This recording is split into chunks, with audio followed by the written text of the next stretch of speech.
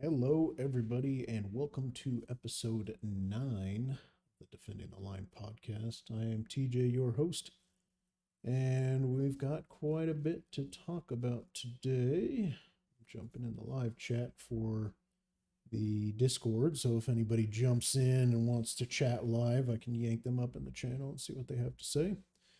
Let's see. Wouldn't been last week because last week was Thanksgiving, so we obviously skipped that one and spent some time with the family. But the week prior, we talked about the hiring process as it relates to law enforcement, kind of first responders. I touched a little bit on the other stuff, but I just don't know enough information about paramedics and what they go through in terms of certification and courses and classes and things like that. Dispatchers obviously are applying, getting in, doing a significant amount of training as it relates to dispatching. And same thing with fire, along with EMS. They all go through schools, they all go through training, and it's a lengthy process. We talked about the fact that the process that I'd gone through multiple times for law enforcement is extremely extensive. It takes, multiple different steps to go through in terms of the application and then video testing and then written testing and psychological stuff and I mean all sorts of things that you have to go through just before you can get to the background is phenomenal and amazing. Um, I think sometimes it could be too much, but that just depends on the actual department and how they do things. We talked about terrorism, the protesting and kind of what my thought is on, destruction, violence, all that stuff. That's not protesting, that's criminal acts. And when you commit criminal acts to make a point, a political point, a social point, a whatever it is, and you put people in fear, you are creating terrorism. And so I think people don't understand that there is a line, and free speech is not free in the sense that you can cross over into criminal acts and be arrested for it. Just because you say it's free speech doesn't make it so. A lot of people will can get fired from jobs for free speech, and it just they don't appreciate it, they don't like it, they don't want you representing their company, and they'll fire you. So free speech is not free.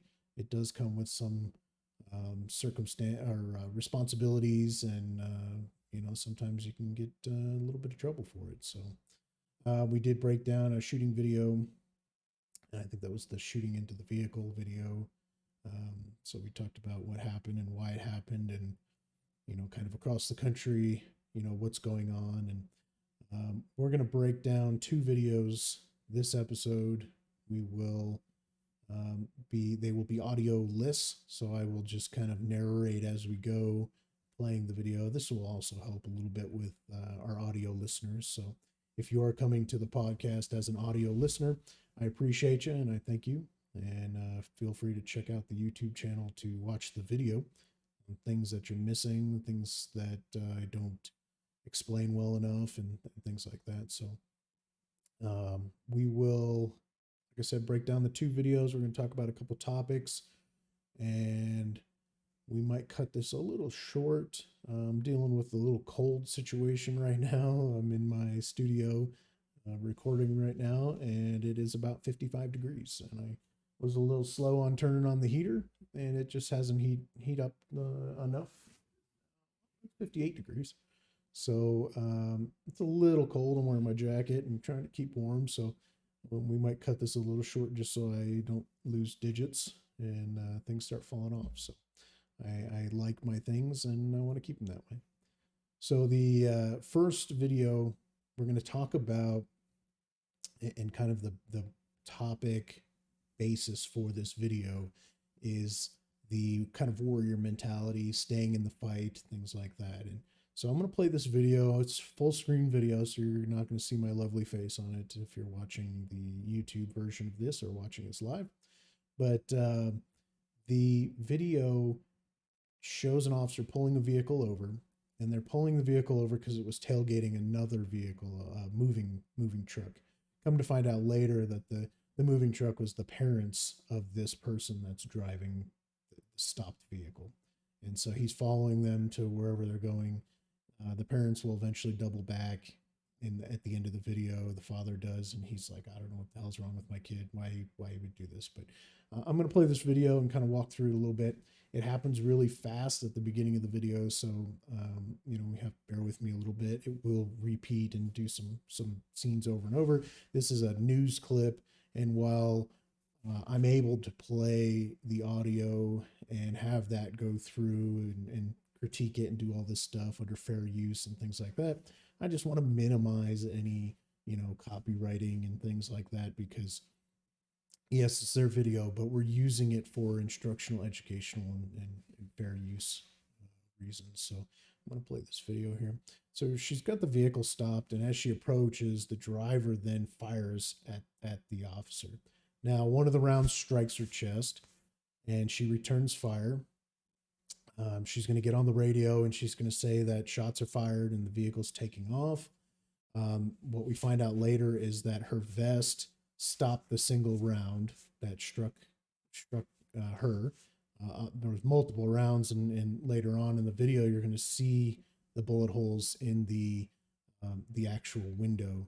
And so, how many rounds he fired, 3, 4, or 5, however many it was, you're going to see that. Now, what's interesting is here she's chasing down the bad guy, and a lot of officers, I've seen these clips where they get in shootings, they get into things, and they just call it out and it's gone, and they don't bother going after it. She goes after it. Now, I'm going to break down a couple things that occur in this video that are kind of things to look out for, things she could have saw. There's the bullet holes through the window there. Things that popped out at me as a kind of a Monday night quarterback type person. Obviously, I wasn't there and I wouldn't see these things necessarily speaking, but some things I thought I would bring up as part of the breakdown for the video. Now, they talked to her. She cut her hand, or she was shot in her hand, and the bad guy was caught. She got the vehicle pulled over. He pulls over and surrenders to her and the other officers that show up, and so he gets arrested for attempted murder. And so she has some injuries, and coming up in the video, or just prior to this, was the dad. So obviously it's stressful. It's a big event of anything in an officer's career. Shooting is probably the biggest event they'll ever go through. Might not necessarily be the worst thing that they go through, but it might be the most impactful in terms of their actions, their career, things like that. And I've been present for multiple shootings. I've never had to actually fire my gun, although at least twice I let off the trigger enough where I felt some slack come off. So I was about to shoot these two different people. One had 2 knives, and he put this bottle down, and I thought he was going to rush me, and he popped up, and then he stabs himself in the neck and he goes down. And I was like, well, that's crazy. And so we ended up getting him hooked up and getting him to the hospital to get help. And obviously he was suicidal. He wanted us to shoot him. He kept asking me over and over. And then the second time was a homicide, and a guy he backs up, hits my car, puts it in drive, and rams the police car in front of him. That is kind of like a T-bone, it ended up kind of sideways in front of it.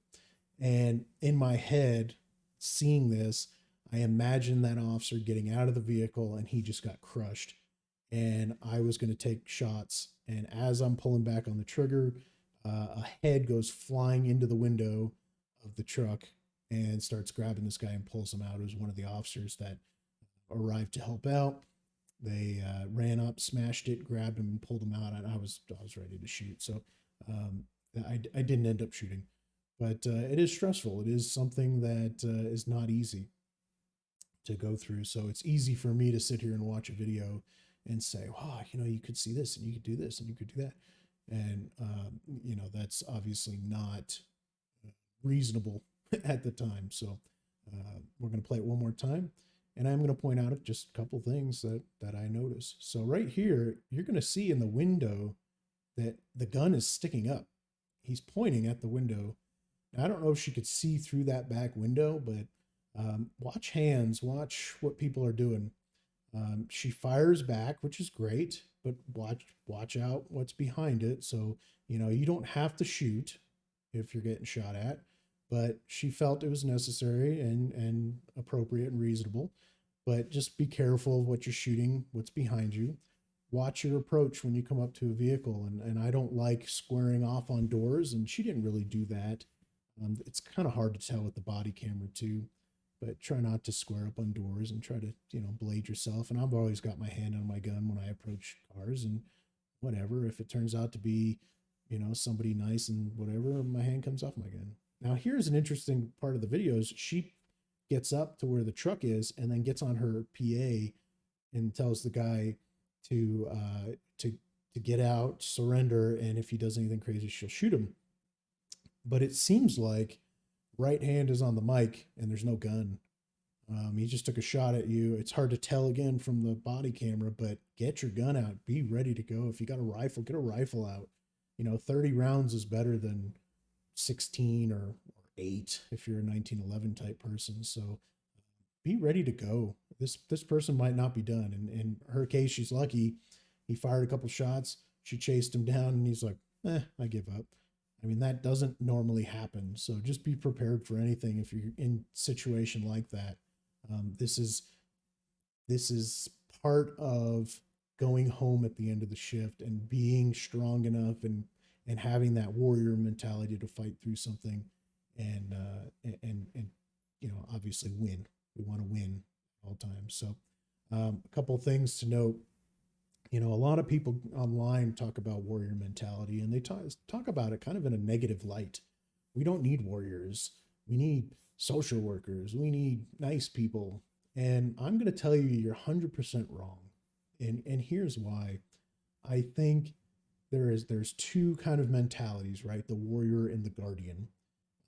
It's almost like a bad video game. You pick your class. Oh, I'm going to be the warrior, or I'm going to be the guardian. Well, why can't you be both? And I'm going to tell you, you have to be both. If you're in law enforcement, if you're in EMS, if you're a firefighter, whatever you are, you have got to be both of those mentalities. You've got to know when you can push in, when you can defend, when you can pull back, and what to do in a given situation. And I think to say we need social workers and only social workers is wrong. I think to say we need spec ops, type military veterans and things like that, I think we're wrong. I think we need a mix and we need a good balance. And I think each individual officer needs to be balanced. You need to know that as you're approaching someone and you start talking to them and you start dealing with them, maybe it doesn't need an iron fist, a gun out, whatever else. I don't think we need that kind of mentality. And you have to be able to know, okay, if I go in and I'm going to, this situation could turn bad, what am I going to do? Are you going to run out? Are you going to jump out a window? Are you going to run away? Are you going to grab somebody and protect them? Or are you going to go in and just fist flying and start choking a mother? Like, what are you going to do? And I think people need to be comfortable. Officers need to be comfortable. First responders need to be comfortable with knowing that they can get into that fight, they can get into that fire, they can get into that stressful situation, whatever it is, fight through it and get home at the end of the day.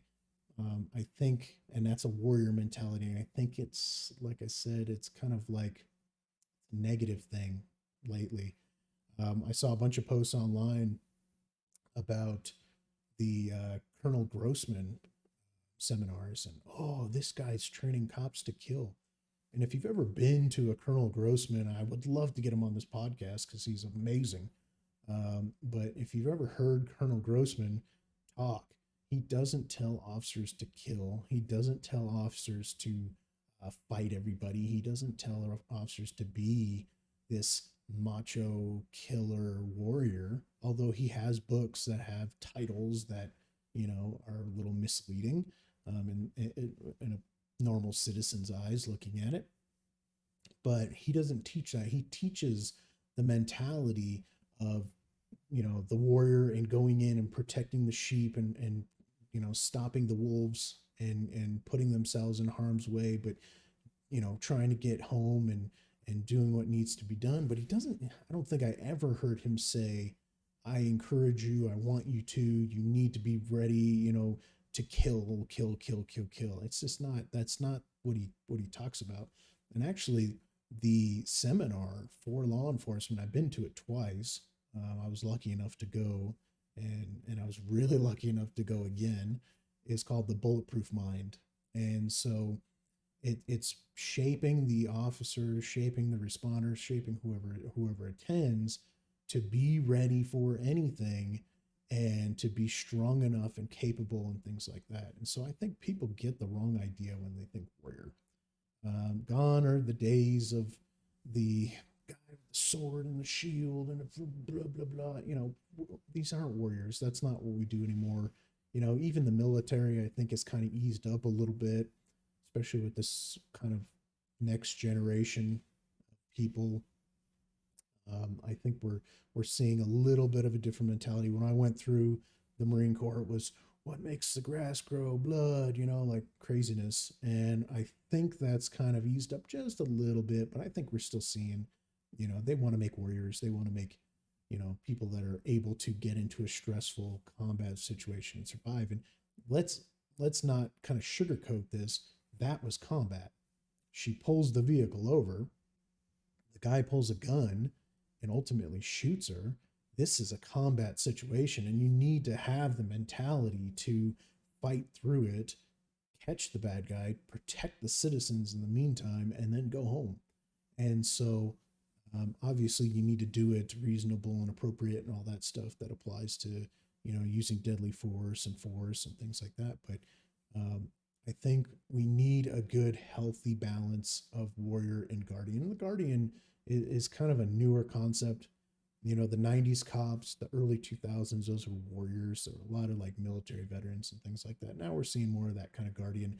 We're seeing the people that are coming from backgrounds that are, like librarians and legal aides and, different social worker type stuff. And they're coming into law enforcement. It's a different environment for everybody. And so the mentality changes a little bit, but I think we need to still train them in combat. We still need to train them to fight, whether it be hand to hand, firearms, using their vehicles, whatever it is.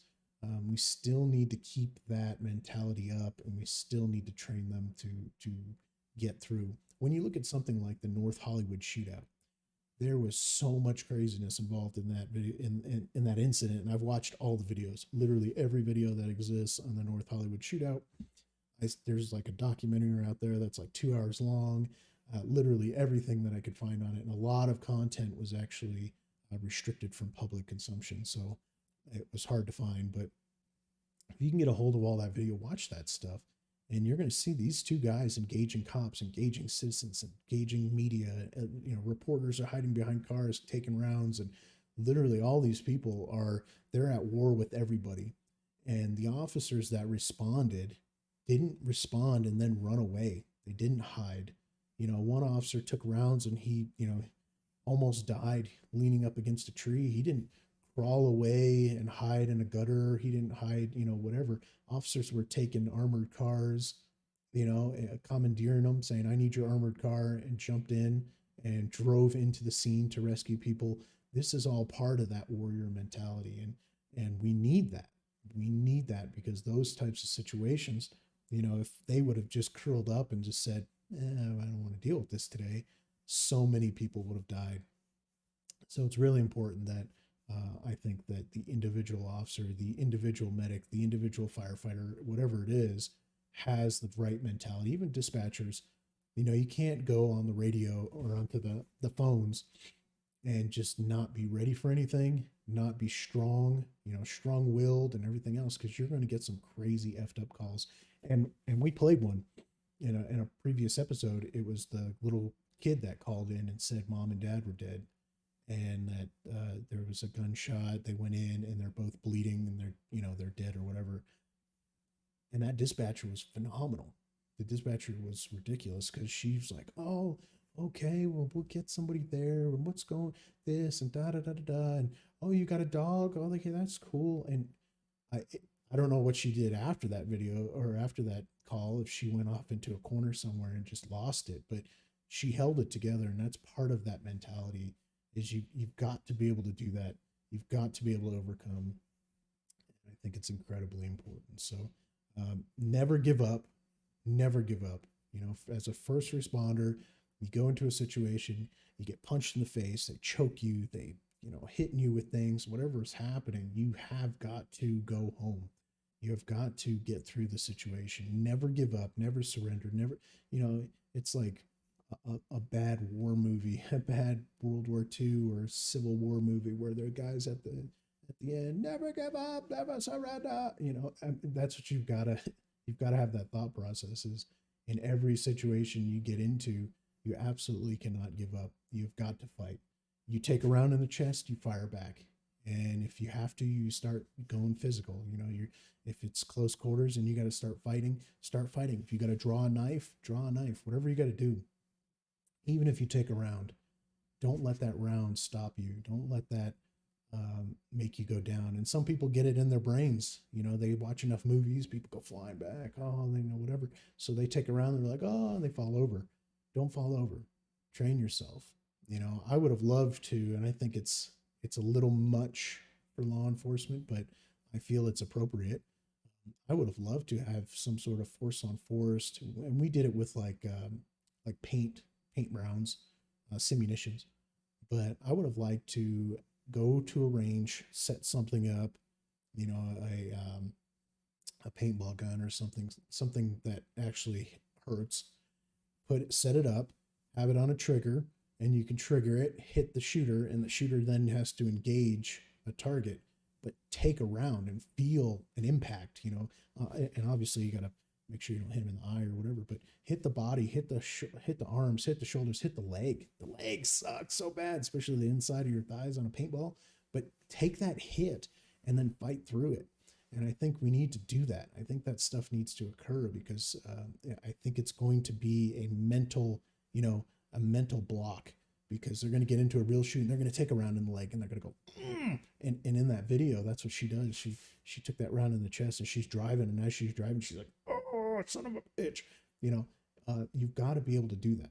You've got to be able to fight through it.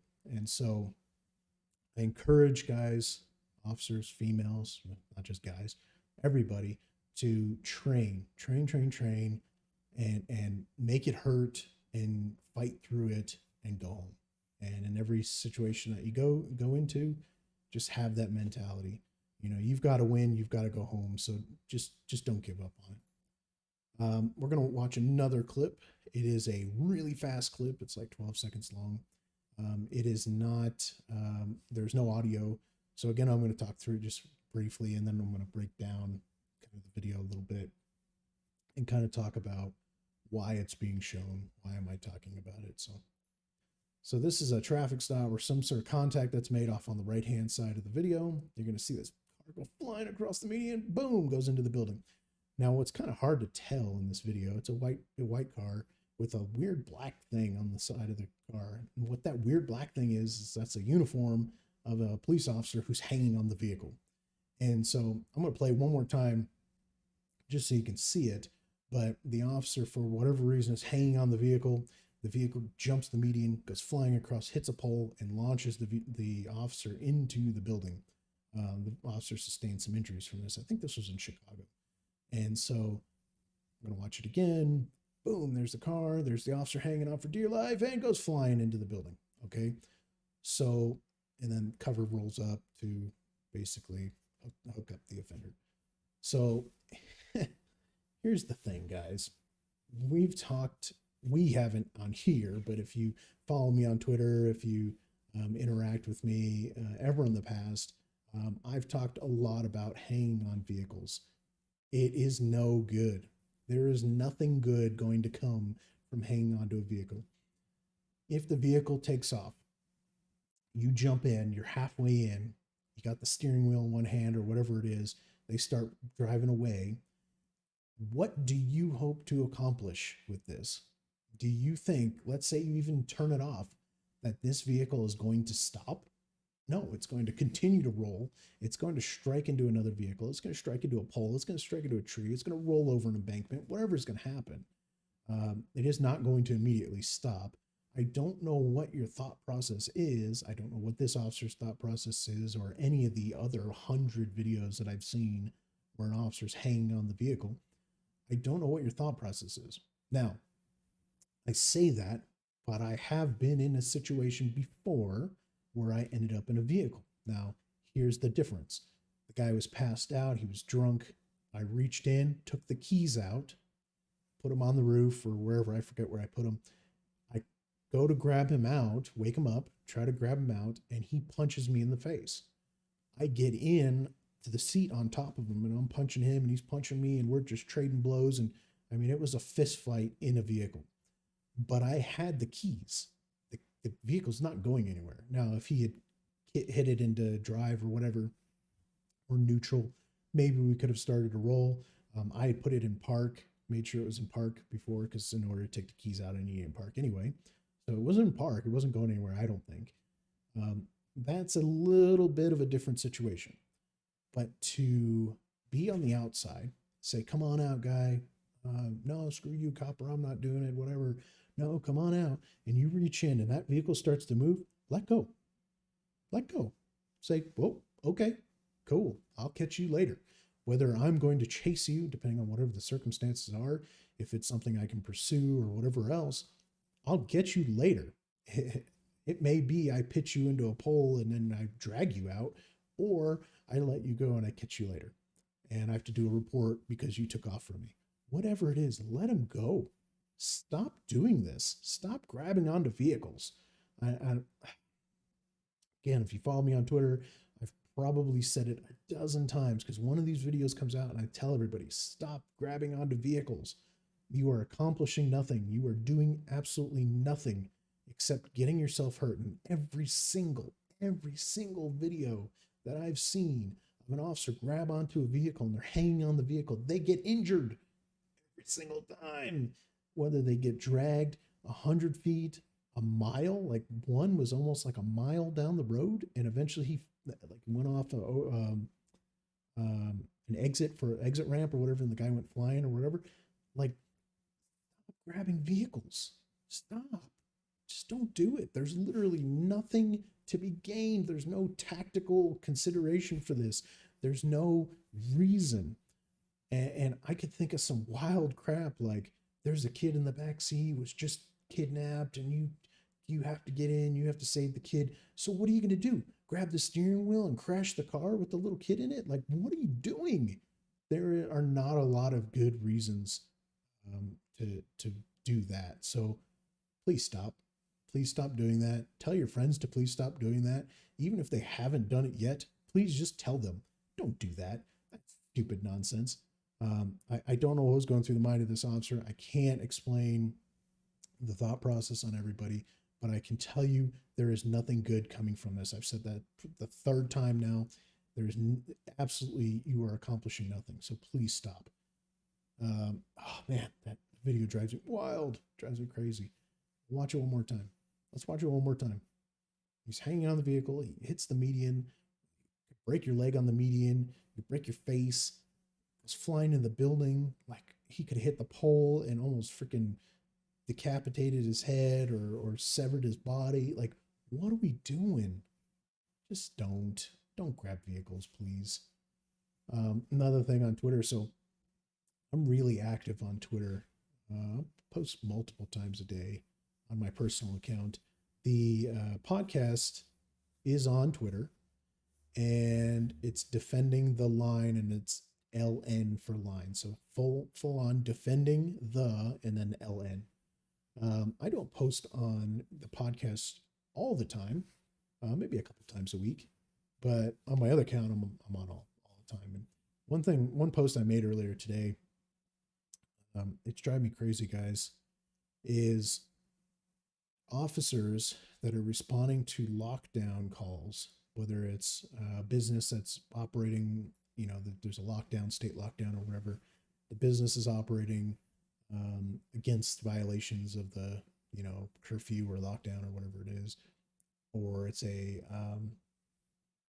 citizen having a party at their house, whatever it is, cops, stop going to these calls and taking legal criminal action. Stop going to these calls and enforcing. Okay, because this is not a law enforcement duty. This is not a law enforcement responsibility. And you can argue, oh, they passed a bill, they passed, whatever, temporary order or whatever. No, okay. So if they do anything like that, the state should send out health people. That is what they are for. So if someone like a business is operating past curfew, past lockdown, past whatever, the state should send someone to go cite them, give them a ticket, shut the place down, whatever it is. Law enforcement, I say we, I'm not law enforcement anymore, but law enforcement is not the right arm might of the local government.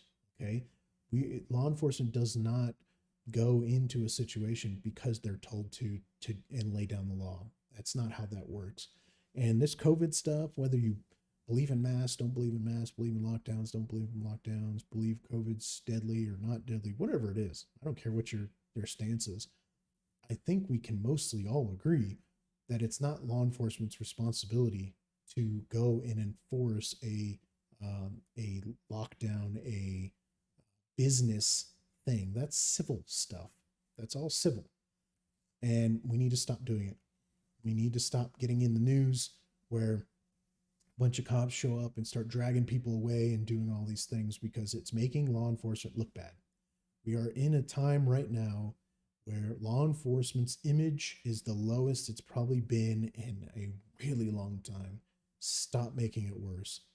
If you are a chief, a sheriff, whatever it is, tell your people stop going to these calls.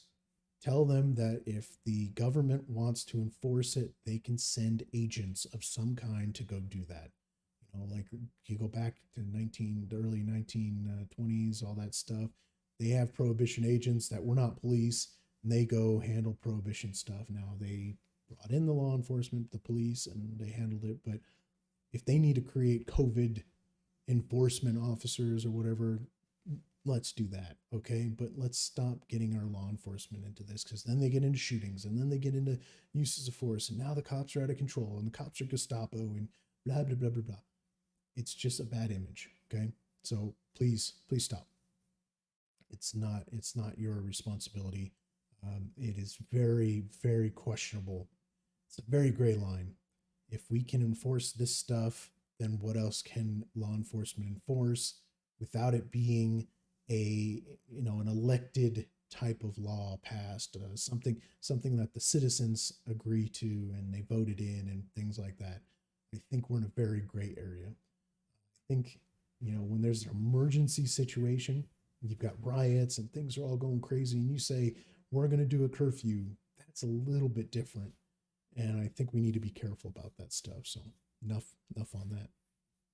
Now, one of the topics that I wanted to talk about last week, and I didn't quite get there, and it's kind of unfortunate, but I knew it would come up eventually anyway, and it's kind of on par with what I'm talking about, is giving too much power to any one organization, any one branch of the government. When you look at the branches of government, there's really three: legislative, executive, judicial branches. And that really applies for city, state, federal, right? So you can have different branches that kind of supposed to, in a perfect world, balance each other out. And one isn't supposed to be more powerful than the other. Now, Denver, and this is obviously not a Colorado podcast, but as I live in Colorado, I have a little information and a little knowledge on Denver. And I like to use this as an example. And so Denver had their elections, and in their elections, there was like 8,000 things people were voting for. And I will tell you, most people are probably going to go, yes, yes, yes, yes, yes, yes, because there's 8,000 things and they have no clue what any of them mean. When I was doing my mail-in ballot, which I didn't actually mail in, I went and handed turned in. But my ballot, when I filled out all my stuff, I had to look up each individual person. It said, "Do you want this person to continue in whatever role they're in?" I had to look up each individual person, see what their story is, see what they're about before I could put yes or no. I can tell you the majority of people are not going to do that. And so what happened was Denver passed a couple different kind of additions, measures, and it gave their city council a lot of power. So it breaks down the three big ones right here in the middle. It's 2E, C, and G. Now, E allowed the city council to decide who the mayor appoints for chief of police and sheriff. Now, I'm under the very firm kind of opinion that all sheriff positions should be elected. I feel like, and I don't know about terms. Kind of kind of on the fence about that. I think like 4 years isn't a lot. I think 8 years might be too much. I don't know. I'm not really sure. But when any leader, executive leader comes into an organization, it's going to take time to figure out what the problems are, address the problems, come up with whatever they need to do, whether it be create a group of people to discuss things or command discuss things, whatever it is, um, and implement that stuff, and then see how it's doing and see if it's improving, if anything's getting better, monitor things and go from there. So I think specifically Denver, just because I'm using them as an example, but I think nationwide, your sheriffs should really be an election position, elected official. Chiefs, I'm kind of on the opinion that I don't think they should be elected. I think they should be appointed. I think they should be appointed by the mayor. I think that the mayor is going to answer to the people. The sheriff will, or the chief of police will be answering to the mayor. There is a very direct line to the people there. When you look at a sheriff, especially out in a county, like way out, whatever BFE, there's not a whole lot of kind of managing. There's not a lot of people that are involved in that process. But when you get into a big city, Atlanta, Denver, Los Angeles, and New York, you look at these big cities, there are so many hands in the system already that your chief of police is not getting away with murder. They're not getting away with pretty much anything terrible. They are constantly scrutinized, and everything the cops do, the chief is going to hear about. And when the chief hears about it, then the mayor probably heard about it, and the mayor is going to make the chief hear about it. So I think as a mayor, if I was a mayor, I would want to pick who my chief of police is and not to necessarily strengthen me. I think you can make wrong decisions and pick people that will just make you stronger, make you better, be on your political side or whatever. I would want to say and who this is because they are the best candidate for the job.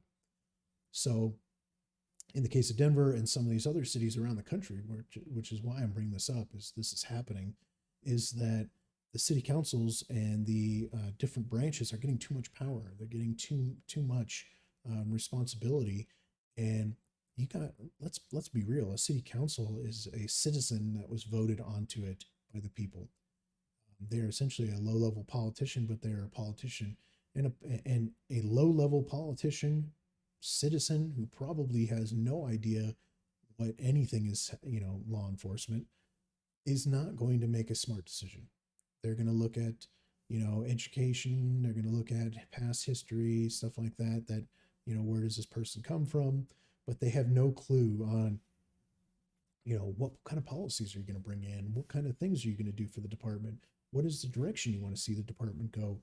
What are all like real hard hitting questions that I think, these people have no clue. They're number crunchers. They're kind of voice for the people, sort of, but they do their own thing, right? So I think they don't quite get it, and I think this is a kind of a terrible move for them.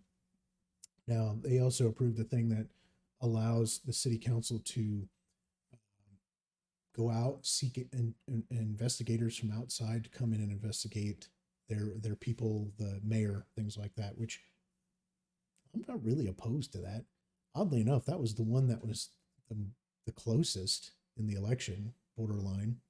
But out of these three, um, I'm okay with that. If they need to do a third party system to investigate and then come up with a recommendation, I think you're going to have some sort of outside, not out of the city, but outside council or group of people that are going to do something with this information. I don't think you should be able to hire an investigator to come in, investigate your mayor, and then have a bunch of dirt on them so that you can, blackmail them or whatever. I don't think that's necessarily occurring here, but I think that could go bad. And then you look at the third one here.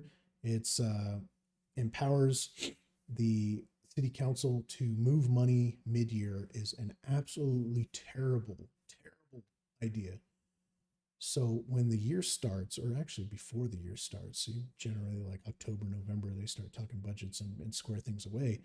They plan for the whole next year. Like they're like, oh yeah, we're going to put this money in here. This money's going to go into sanitation. This money's going to go into this, whatever, blah, blah, blah. Okay. They're going to come up with this whole system and break down every dollar. And they're going to send it to the city council. They're going to send it to their finance, whatever their process is for whatever small town, city, whatever it is. They're going to get that approved and they're going to proceed through that year. You go in and you say, we can move money around at will mid-year. So June, July, if I come in and I say, we've talked about this in the past on past episodes. If you take money away from somewhere, you are removing the money. It doesn't come back. It disappears. So that's like the defunding the police movement. You take money away from the police department. You've now taken away from training, from overtime, from patrol, from whatever. That money has to come from somewhere to replace that money. It doesn't just reappear. So to be able to move that money around mid-year is terrible. Absolutely terrible. So I don't know. It says the idea was to add flexibility for problems like the pandemic. Look, if there's a pandemic, if there's a big issue, you can come up with a bill, you can come up with something in your council session and pass that on to the people or pass it on to the mayor or whatever your system and process is and get that approved. You don't need that power. And so it comes down to too much power, giving people too much power. A lot of this civilian oversight stuff is starting to hit law enforcement. And Denver was one of them. I think Seattle did it. I think Portland was doing it. Somebody in Canada is doing it or whatever. But see, civilian oversight boards and people, that oversee the police department. I know that, and specifically Denver, if there's a violation of policy, if something comes down, it's also reviewed by the civilian arm of all this. And the civilian arm has no clue. Let's be real, okay? When I was not in law enforcement, I had no idea what law enforcement did. The only thing I knew is they got in car chases and shootouts all the time because I watched freaking television. And I had no clue what was going on.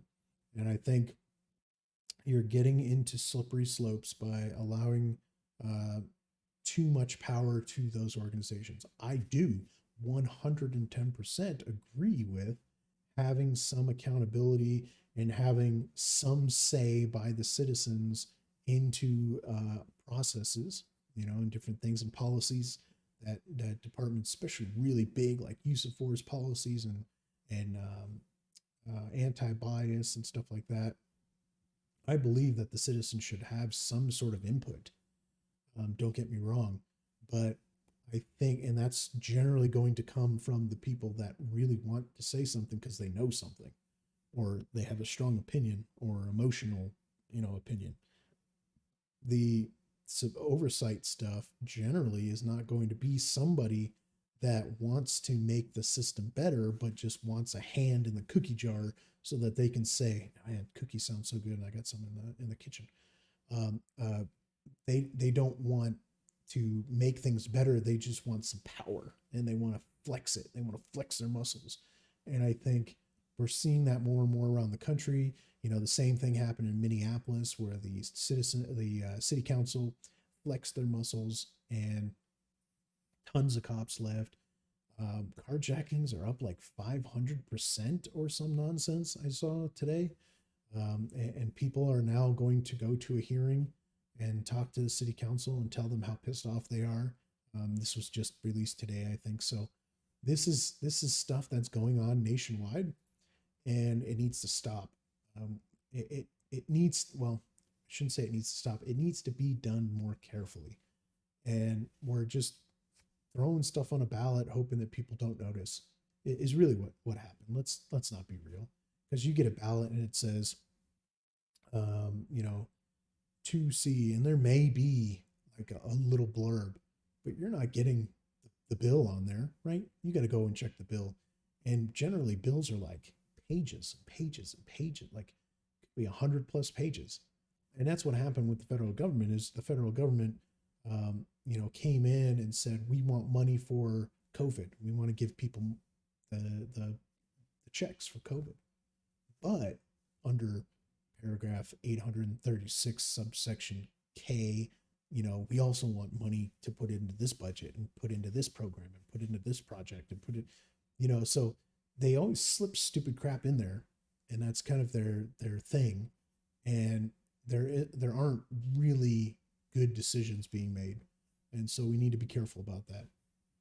We need to have a good balance. The mayor cannot have too much power. The city council cannot have too much power. The people cannot have too much power, although ultimately they have the most power. The courts cannot have the most power, cannot be, overbalancing for the other two. So we need to be careful about that stuff, and we need to keep that in check. And I think this was a very poor decision. I think other cities around the country, other states, things like that, need to be watching this stuff. Denver, Seattle, Portland are some of the big three right now that are just going all out left field, and not political left. Don't get me wrong. I don't care about politics, and I don't care about political parties. I'm just saying left field because that's the word, that's the slogan or whatever. But, they're going way out in the field there and doing all these crazy nonsense things, just like Minneapolis did. And then they're realizing in the end, it's coming to bite them in the ass. They talked about this year alone, I think it was 200 police officers left law enforcement in Colorado. I was one of them. And I didn't leave necessarily because of the climate, although I left early because of the bill that was passed. I told my department, I said, I will stay for as long as you need me through COVID. And I did. I stayed through COVID. I think I told them I was leaving, and I gave them like 3-month notice. Like, here's a 3-month notice, not 2 weeks, 3 months. And turned my letter in. I think it was in February, and then COVID hit in March. I stayed till July. And I was going to stay for 2 weeks at the end, and I left a week early. And I said, I got to go. Like, I can't stay. And that's because their department didn't have a system in place, an insurance system in place for the new bill, which got rid of the qualified immunity, in the sense that the officer would have to pay or be out of pocket $25,000. I don't have $25,000 growing on a tree in my yard, so I don't have extra money to throw around. If I am leaving the department, or let's say if I'm staying, and I'm going to stay through that time or whatever, I might do something the department doesn't necessarily like, but is not criminal. And ultimately, if they don't like it, they're gonna cast me aside, And this could happen to any department. If you're not doing exactly what they want, they can say, yeah, he screwed up. Even though he really didn't screw up and he didn't violate policy, they can say that. And now in Colorado, you're held accountable for that. So I didn't feel comfortable with that, so I ended up bailing early. But so yes, I'm one of the 200 that left, but not necessarily because of COVID, not necessarily because of Black Lives Matter or the protesting or whatever else. To me personally, I felt like my time was up. I did what I needed to do. I did some detective work. I did some gang unit stuff. I did some patrol. I've got chases. I got into all sorts of stuff. And like I said, the only thing I really didn't do was get into a shooting, and I don't need to. I did what I needed to do. So those 200 people, yeah, some of them I know left because of the climate. I know of one person that was hired on, they're brand new. Their family didn't want them to be in law enforcement because of the climate, and they left. So yes, some of those 200 probably left. But across the country, we are seeing this. We are seeing first responders, whether it be law enforcement, fire, EMS, dispatchers, whatever it is, they're getting the hell out. And I can't blame them. I encourage people just try and stay if you can, fight through it if you can. But if you can't, don't stay. Don't put yourself at risk. Don't lose your retirement. Don't lose your money. Don't lose your house. Don't lose your family. If you can get out, get out. But that's a decision for you to make. And so I can't say enough that this is a crappy situation we're in. This is a crappy environment that we're in, and you just got to be careful. We had a couple notes here in the chat. One of the people nominated to the Citizen Oversight Board has an active excessive force case against Denver. Okay. So that's pretty awesome. So you have people that are complaining and known to be complaining, picking up positions to oversee them. That's a conflict of interest, number one, and you're picking the wrong people ultimately, right? So that's a little strange. What can you say as a citizen? City council too much power, certain council people.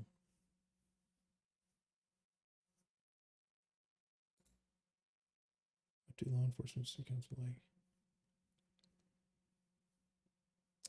So I think this question is what it's saying is it says, what can you do to support law enforcement with city councils like that? And so you've got to be loud, you know, and the whole premise behind this podcast is I'm sick and tired.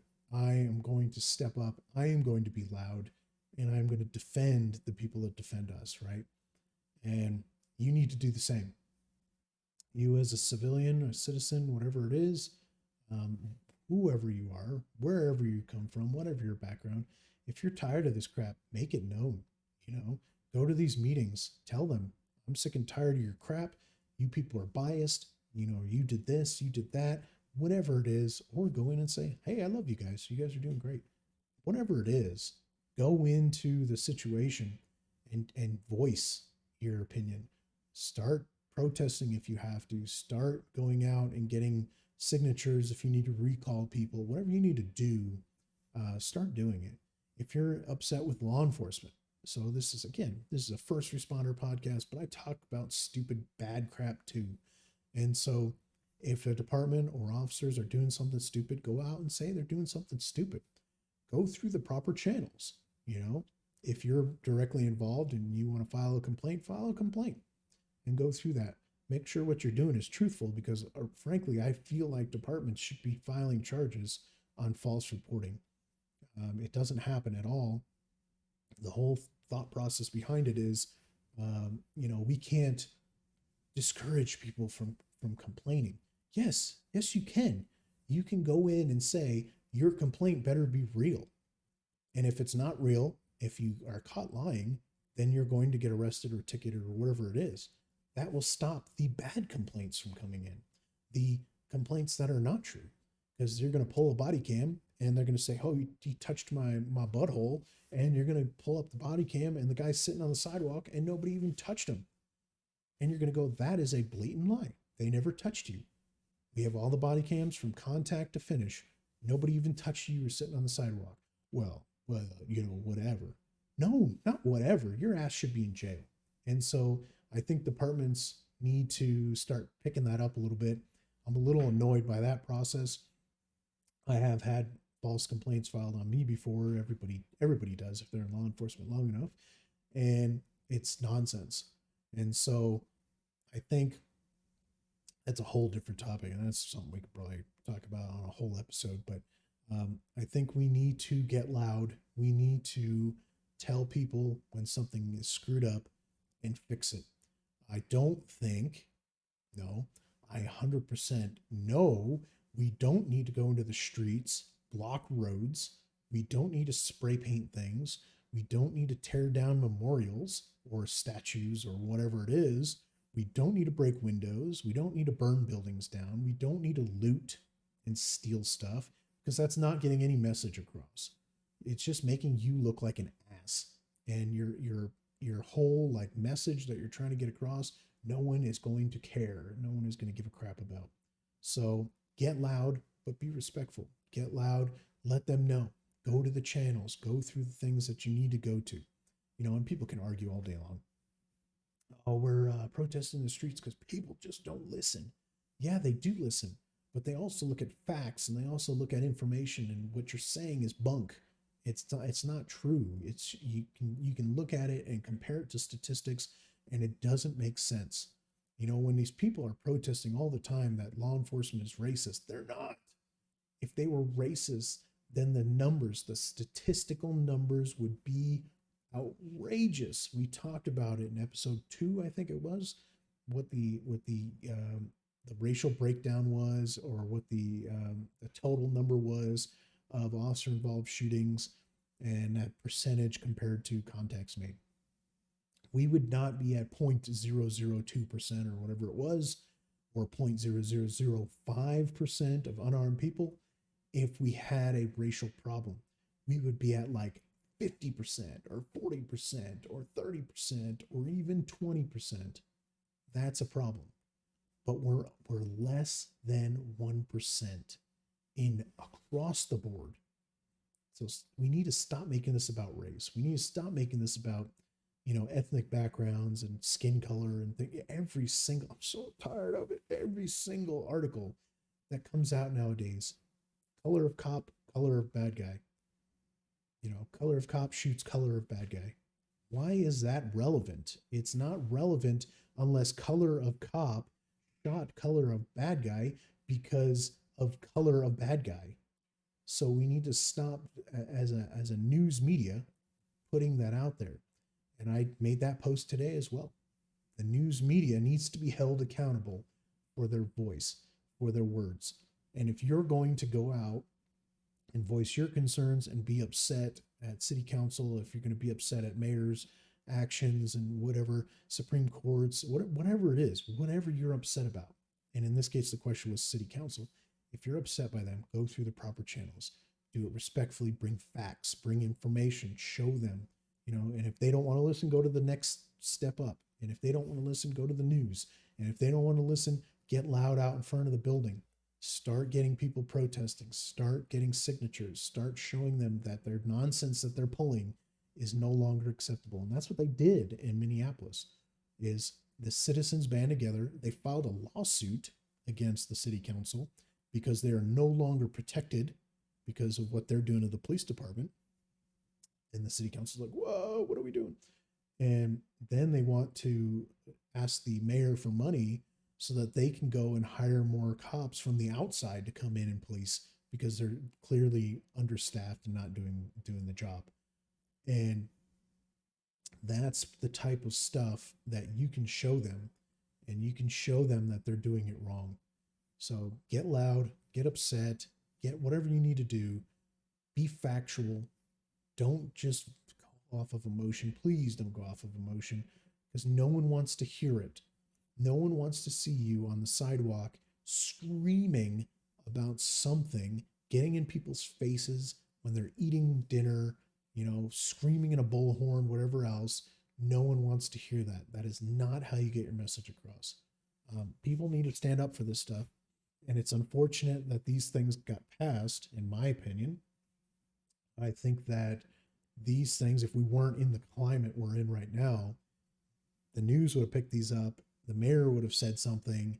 The cops might have been interviewed. Something might have occurred where they're like, well, wait a second. Why is this getting put into a vote?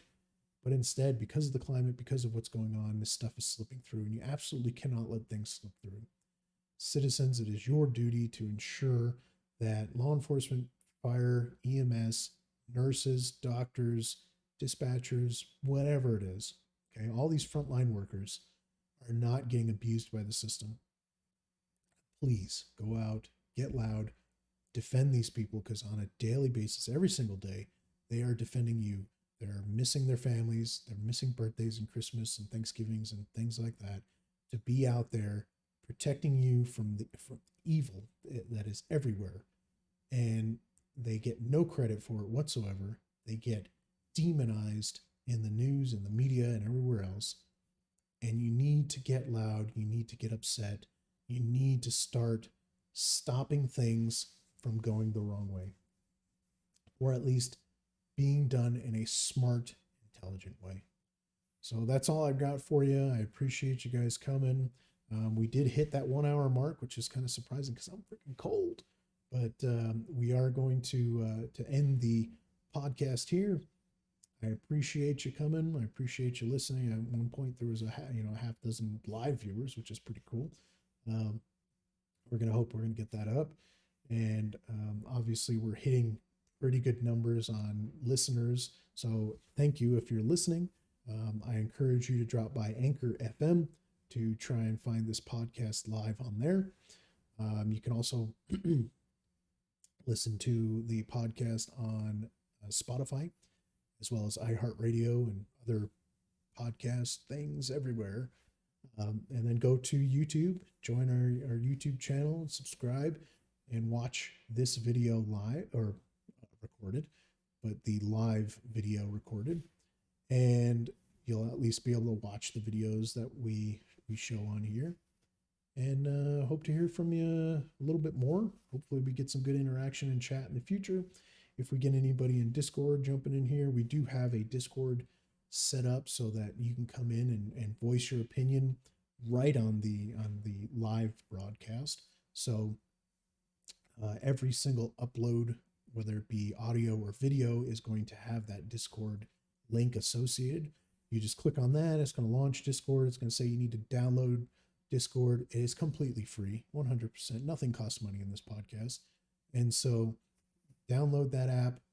From that app, you can join the server, and from the server, you can come in and speak with me and join me on future podcast episodes. So I look forward to seeing you guys some more and talking to you again next week. Again, Thursdays, 10 p.m. Eastern. We have changed that from Fridays, so we'll catch you. Let's see, that's going to be the 10th, right? So on the 10th, look forward to it. Have a good one.